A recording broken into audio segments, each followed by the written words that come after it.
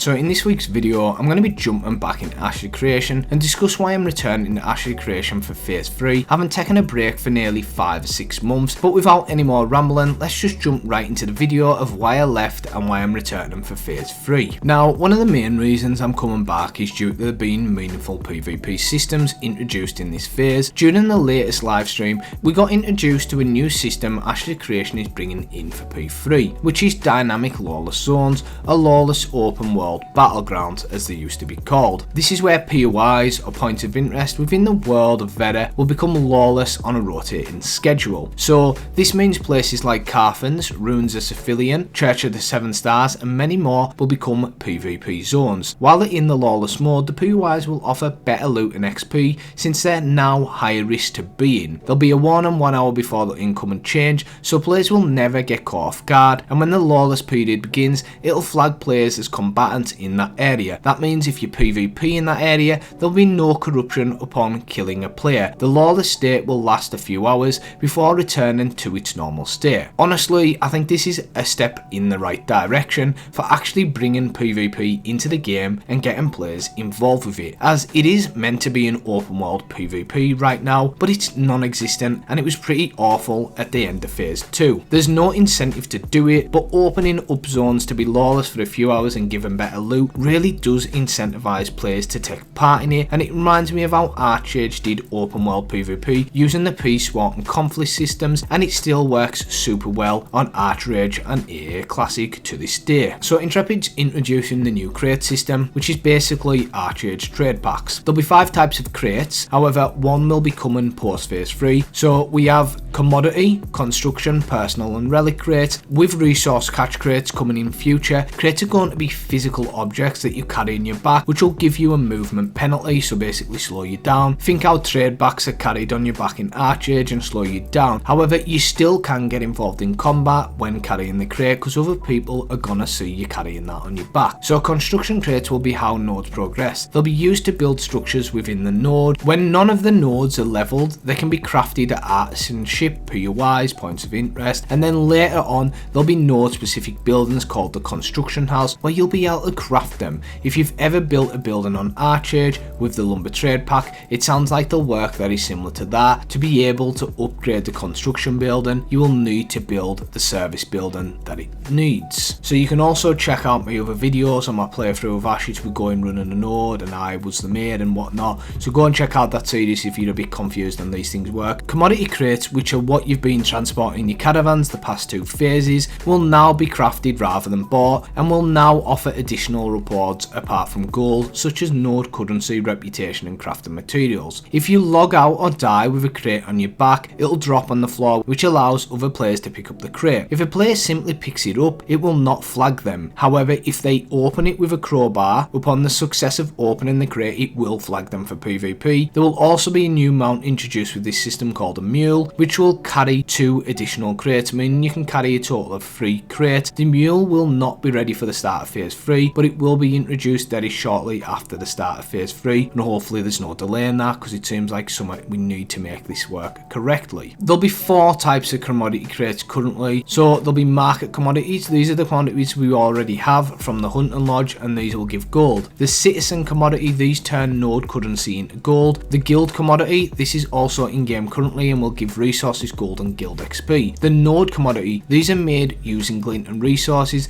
and then they can be turned in for node currency. Due to come in as well are shipment commodities, which can be created at harbours and turned into other harbours for special materials or high-end crafting recipes. Obviously the rarity increases the base value, as does how far you take it and what economic region you hand it into. If you hand it into the same economic region, you'll get less than if you went to a neighbouring economic region, and if you want the most, you need to go to an economic region that is not touching yours. One issue I do currently see with this system is that it uses the normal flagging system. You do not flag up, by having a crate in your back. So you will be able to go through the world as a non-combatant with a crate in your back, and at the minute the flagging system is super punishing to those who try to engage in PvP. It basically is so bad that honestly they might as well just not have the PvP system there, because it's just not worth the loss. It's just way over the top. As if you kill a non-combatant, you're looking to lose 1 to 3 pieces of gear, as you'll end up being corrupt, which I think means a lot of people won't PvP over crate, as it might not be worth it to lose that much gear to possibly not even hand in the crate. I could be wrong and we'll see how it goes, but I'm telling you from someone who loves PvP and has went corrupt to test the corruption system to prove that my video from 2 years ago was correct in the way it went, and that it was gonna be, honestly, I'll just be blunt and say fucking garbage. So I still stand by that. I actually don't think it should be in the game. I think it's pointless. I think the regions of the world should be more PvP based or something along them lines. I'm really not a fan of the corruption system. It does not incentivize PvP, and the amount of guys that got flag baited in my guild and then lost gear and it was exploited more, it was just, yeah, it was just really bad game design in my honest opinion.